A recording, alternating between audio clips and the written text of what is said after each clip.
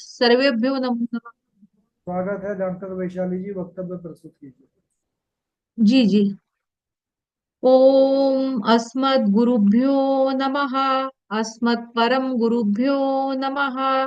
अस्मत्सर्वगुरुभ्यो नमः।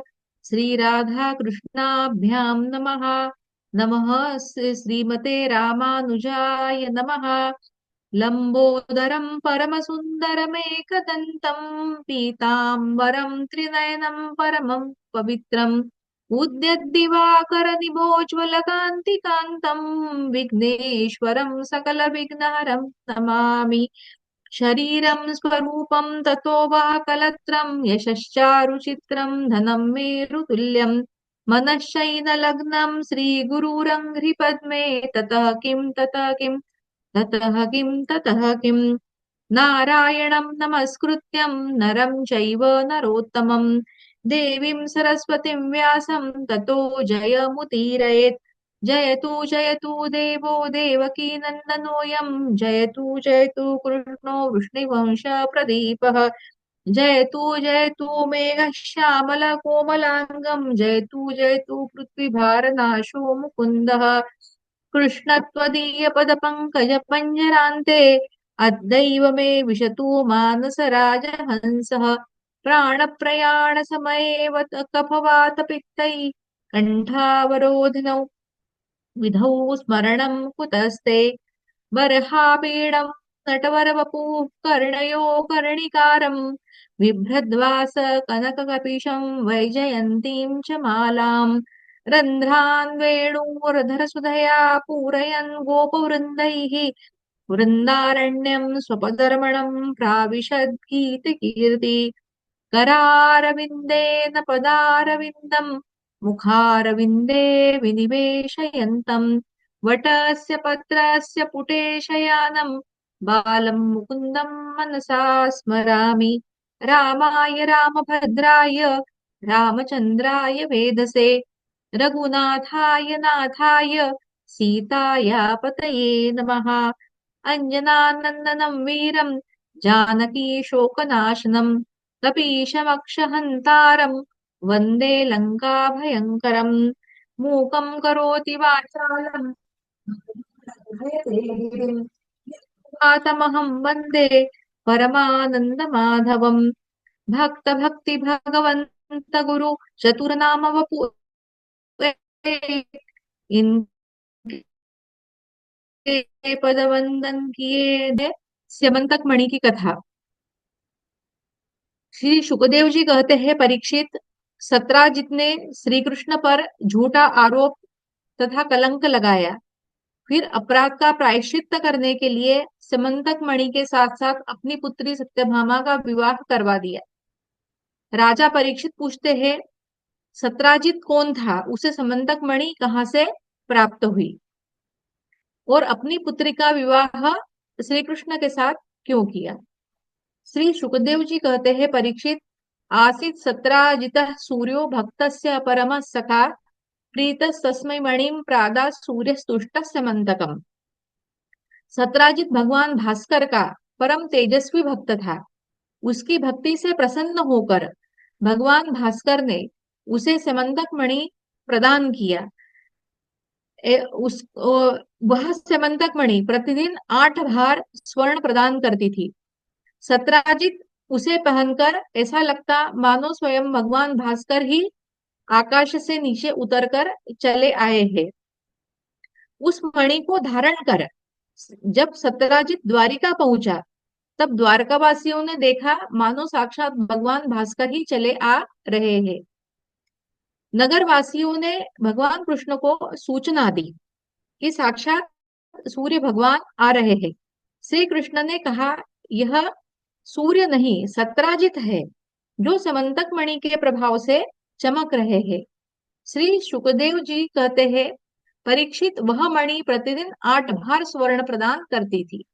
जहां यह मणि रहती, वहां दुर्भिक्ष, महामारी, ग्रह पीड़ा, सर्प भय आदि उपद्रव नहीं होते थे।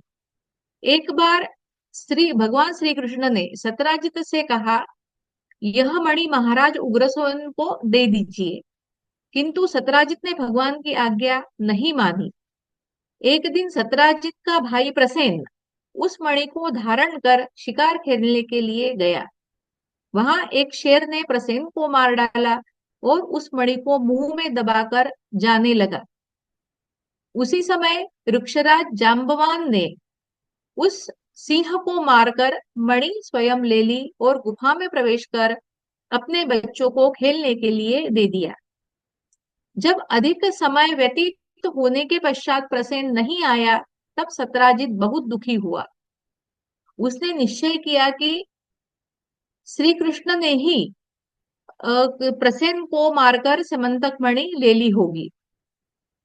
सत्राजित की यह बात सुनकर सारे नगरवासी आपस में कानाफूसी करने लगे।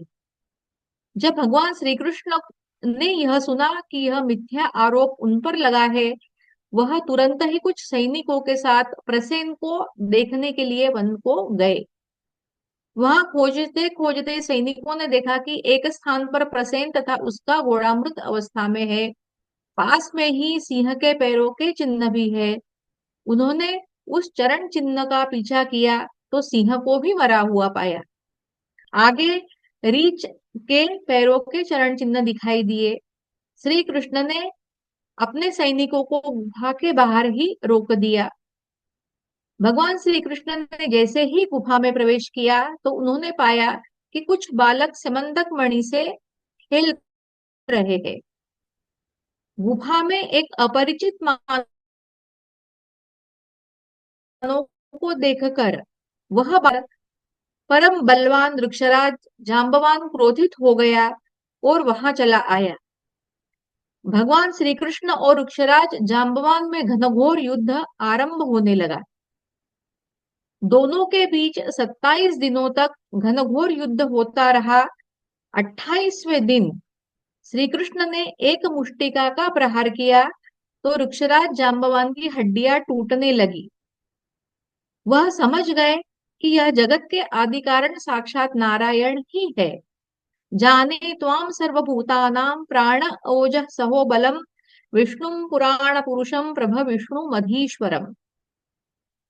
वृक्षराज जांबवान ने कहा कि प्रभु, जब त्रेता युग में रावण की मृत्यु के पश्चात आपसे युद्ध करने की इच्छा प्रकट की, जो आपने उस इच्छा को पूर्ण कर दिया। प्रभु आज्ञा दीजिए, मैं आपकी क्या सेवा करूं। प्रभु ने कहा, वृक्षराज, इस मणि के कारण हमें मिथ्या कलंक लगा हुआ है, अतः हम इस मणि को लेने के लिए आए हैं। जाम्बवान ने बड़े आनंद से भगवान श्री कृष्ण का आदर सत्कार किया और मणि के साथ अपनी पुत्री जाम्बवंती का विवाह भगवान श्री कृष्ण से करवा दिया। इसी प्रकार जाम्बवती के साथ भगवान श्री कृष्ण का यह दूसरा विवाह हुआ। दूसरी ओर जिन सैनिकों को गुफा के बाहर रखा, वे बहुत दिनों तक भगवान कृष्ण का भगवान कृष्ण की प्रतीक्षा करके लौट चले गए। जब माता देवकी तथा वसुदेव जी ने रुक्मिणी ने अन्य सगे संबंधियों ने यह समाचार सुना तो वे बड़े दुखी हुए। उनको यह पता चला कि बहुत दिनों तक भगवान श्री कृष्ण गुफा के बाहर निकले ही नहीं। वे सारे सत्राजित को कोसने लगे। सभी ने महाशक्ति भगवती दुर्गा की उपासना प्रारंभ की। उपतस्तुर महामायाम दुर्गाम कृष्णोपलब्धये। उनकी उपासना से दुर्गा देवी प्रकट हुई और उन्होंने आशीर्वाद दिया। उसी समय भगवान श्री कृष्ण नववधु जाम्बवती और समंतक मणि के साथ वापस लौट आए। सभी को परम आनंद हुआ। उसके पश्चात भगवान ने सत्राजित को बुलाया और समंतक मणि लौटा दी। सत्राजित इस कार्य से अत्यंत लज्जित हुआ। उसने मणि तो ले ली, लेकिन उसे बहुत पश्चाताप हुआ कि उसने मिथ्या कलंक भगवान कृष्ण के ऊपर जड़ दिया। वह पश्चाताप की अग्नि में निरंतर जल रहा था। वह यह सोच रहा था कि इस पाप का प्रायश्चित्त मैं कैसे करूं। इसीलिए अपने पाप का प्रायश्चित्त करने के लिए उसने समंतक मणि तथा अपनी सुस्वरूप सुंदर पुत्री सत्यभामा को श्री कृष्ण को अर्पण कर दी। सत्राजित ने अपने इस प्रकार अपराध बोध को दूर किया। इसलिए उसने समंतक मणि और उसकी पुत्री सत्यभामा का विवाह संपन्न हुआ। ताम सत्यभामाम भगवान उपयेमे यथा विधि बहुभिर्याचिताम शील रूपोदार्यम गुणान्विताम। सत्यभामा शील स्वभाव उदारता और सुंदरता में अग्रणी थी। सारे सद्गुण उसमें उपस्थित थे। भगवान श्री कृष्ण ने सत्यभामा का भी विधिवत पाणी ग्रहण किया और सत्राजित को अनुग्रहित किया। श्री कृष्ण ने सत्राजित से कहा कि इस स्वर्ण का अधिकारी, जो समंदक मणि से प्राप्त होने वाला जो स्वर्ण था, उसका अधिकारी जो है, उसके अधिकारी हम है, हमें वही दे दिया करे। इसके बाद शतधन्वा का उद्धार किया भगवान ने। श्री सुखदेव जी कहते हैं, परीक्षित, जब भगवान श्री कृष्ण को पता चला कि लाक्षागृह की अग्नि से पांडव सुरक्षित बच निकले हैं, वापस लौट आए हैं, तथापि उन्होंने यह प्रकट नहीं किया। समय को देखते हुए व्यवहार के अनुसार वह हस्तिनापुर चले आए। वहां जाकर भीष्म पितामह, द्रोणाचार्य, कृपाचार्य आदि जो कुरुवंशी थे, उनसे वे प्रेम पूर्वक मिले और अपनी संवेदना प्रकट की। भगवान के दूसरी ओर भगवान के हस्तिनापुर चले जाने पर द्वारिका में अक्रूर और कृतवर्मा को एक षड्यंत्र का अवसर प्राप्त हुआ। उन्होंने शतधन्वा से जाकर यह कहा कि तुम सत्राजित से मणि क्यों नहीं छीन लेते।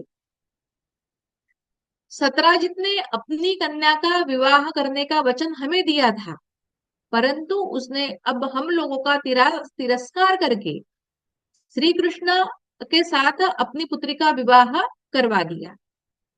इसलिए तुम लोग सत्राजित को मारकर समंतक मणि ले लो। शतधन्वा ने रात्रि में सोते हुए सत्राजित का वध कर दिया और मणि लेकर वहां से वह चला गया। प्रातःकाल जैसे ही सत्यभामा ने अपने पिता को मृत पाया तो बहुत विलाप करने लगी। पिता के मृत शरीर को तेल की कड़ाही में रखकर वह हस्तिनापुर चली गई। उसने वहां जाकर भगवान श्री कृष्ण को सारा वृत्तांत सुनाया। भगवान श्री कृष्ण और बलराम अत्यंत दुखी हुए।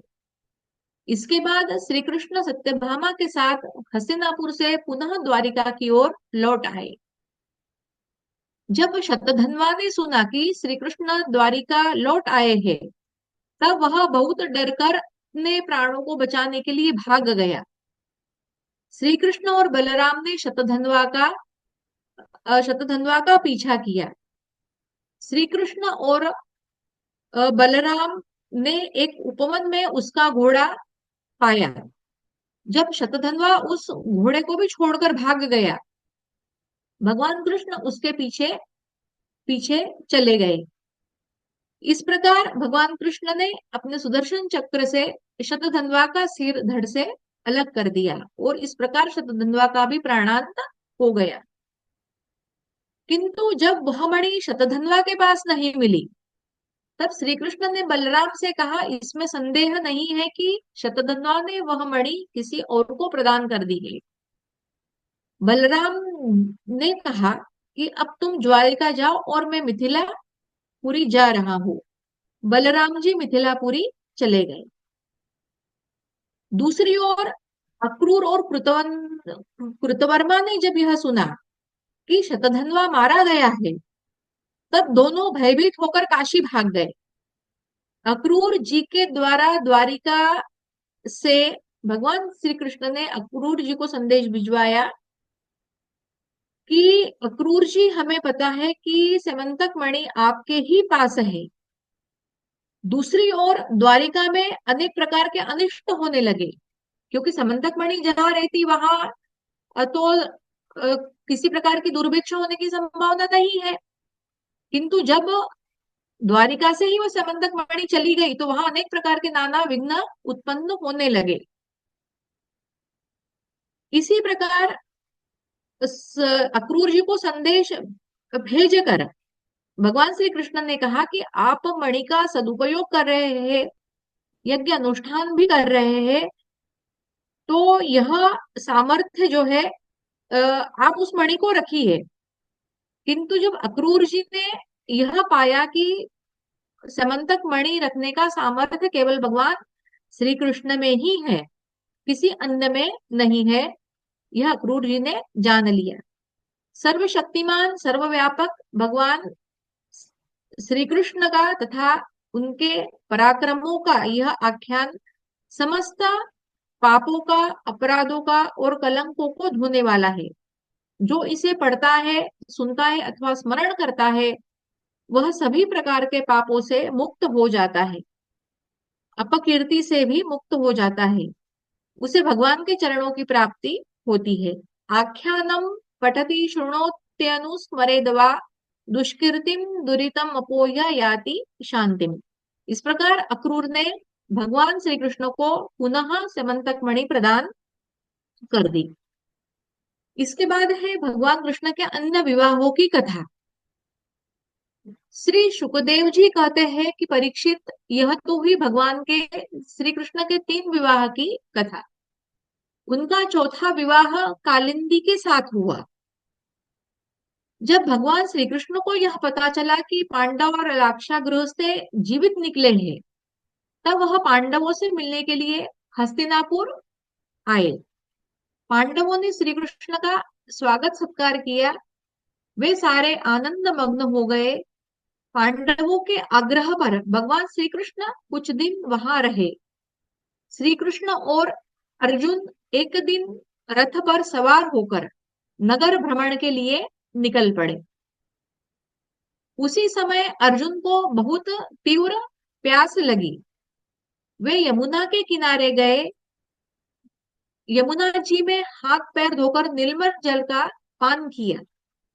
उसी समय उन्होंने देखा कि एक परम सुंदरी कन्या यमुना के तट पर तपस्या कर रही है। अर्जुन ने उसके पास जाकर पूछा कि हे देवी, तुम कौन हो, किसकी पुत्री हो, इस प्रकार तपस्या किसके लिए कर रही हो। उस देवी ने उत्तर दिया, अहम देवस सवितुर दुहिता पतिमिच्छति विष्णु वरेण्यम वरदम तपः परम मास्तिका। मैं सूर्यदेव की पुत्री कालिंदी हूँ और भगवान विष्णु को पति के रूप में प्राप्त करने के लिए मैं तपस्या कर रही हूँ। अर्जुन ने सारी बात भगवान को श्री कृष्ण को बताई। भगवान श्री कृष्ण ने कालिंदी को अपने रथ पर बैठा लिया और धर्मराज युधिष्ठिर के पास ले आए और विधिवत कालिंदी के साथ उन्होंने पाणी ग्रहण किया। श्री कृष्ण का 5वां विवाह मित्रम विदा से हुआ। अवंती देश के राजा मित्र और अविंद और अनुविंद थे। वे अपनी पुत्री मित्रम विदा का विवाह दुर्योधन से करना चाहते थे, किंतु भगवान कृष्ण ने मित्रम विदा का हरण करके मित्रम विदा से विधिवत विवाह कर लिया।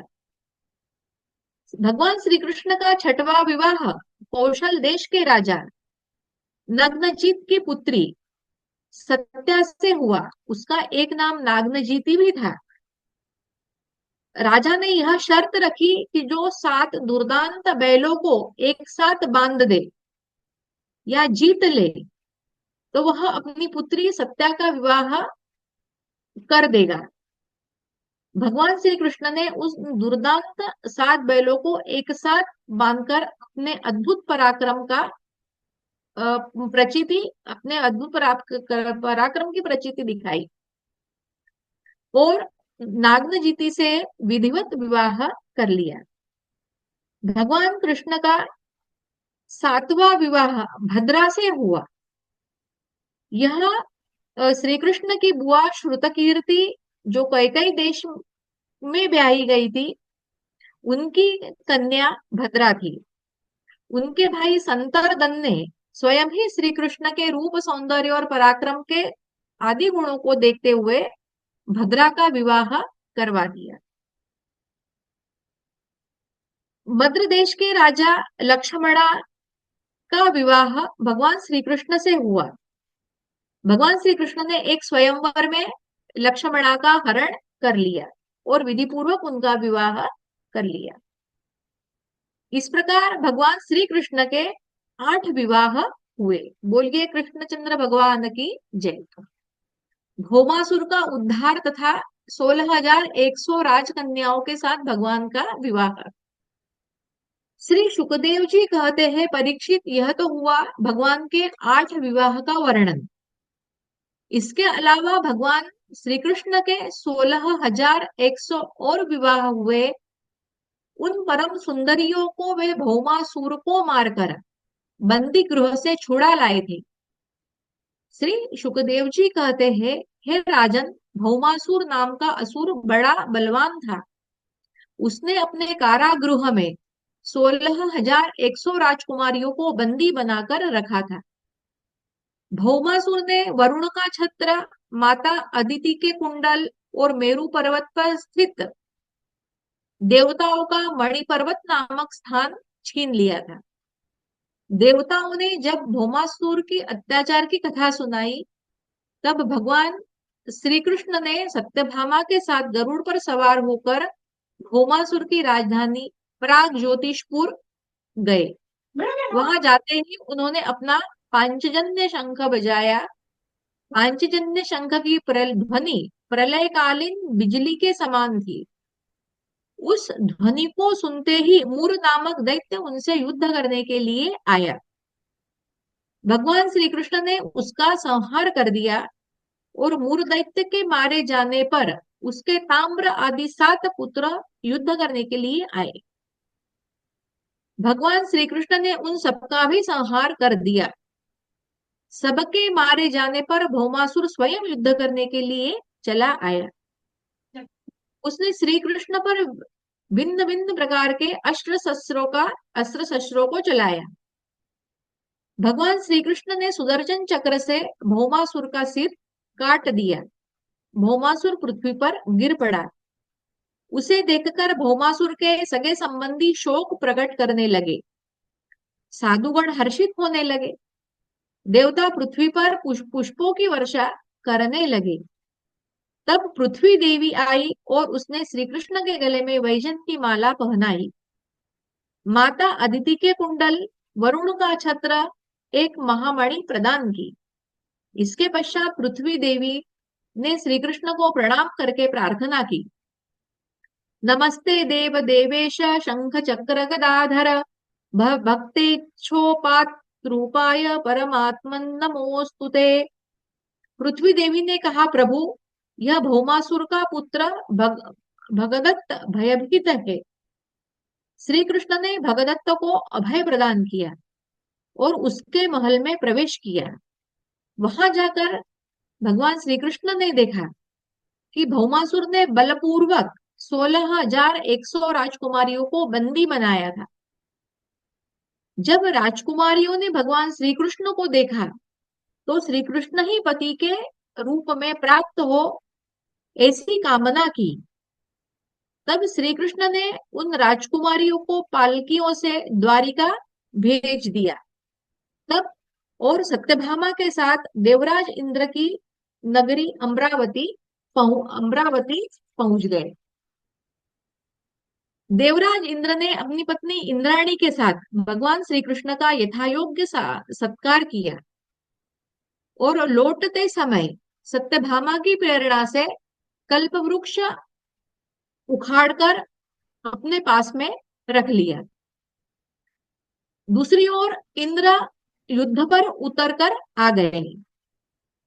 श्री कृष्ण ने देवराज इंद्र को परास्त कर दिया और पारिजात वृक्ष सत्यभामा के महल में बगीचे में स्थापित कर दिया। इसके पश्चात एक ही मुहूर्त में भगवान ने अपनी अचिंत्य योग माया शक्ति के अनुसार अलग अलग रूप धारण करके सभी राजकुमारियों का विधिवत पाणी ग्रहण किया और उनको सम्मान दिलवाया, अपनी पत्नी होने का सम्मान दिलवाया। अथो मूर्त एकस्मिन् नाना गारेषु ताः स्त्रियः यथोपयेमे भगवान वद्रूपोधरो व्ययः। इस प्रकार भगवान कृष्ण ने नारी शक्ति का सम्मान तथा उनकी रक्षा की। यही इस कथा का आशय है। कृष्णचंद्र भगवान की जय।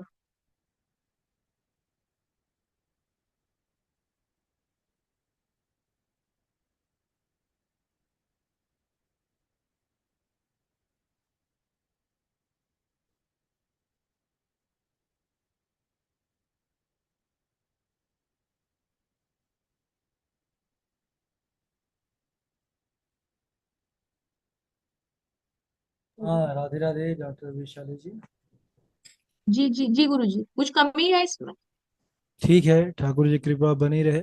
बोलने का अच्छा जी अभ्यास है ना। जी हाँ, वाणी तो शुद्ध है। और धीरे धीरे जी भाव भाव की कमी है, तो धीरे धीरे प्रभु कृपा से आएगा। प्रसंगानुसार जो जी हमारा जी वक्ता का भाव होता है ना, जी वो धीरे धीरे आ जाएगा वाणी में सरसता। जी जी हाँ, लेकिन शुद्धता है, कमी नहीं है, त्रुटियां नहीं है। जी जी जी जी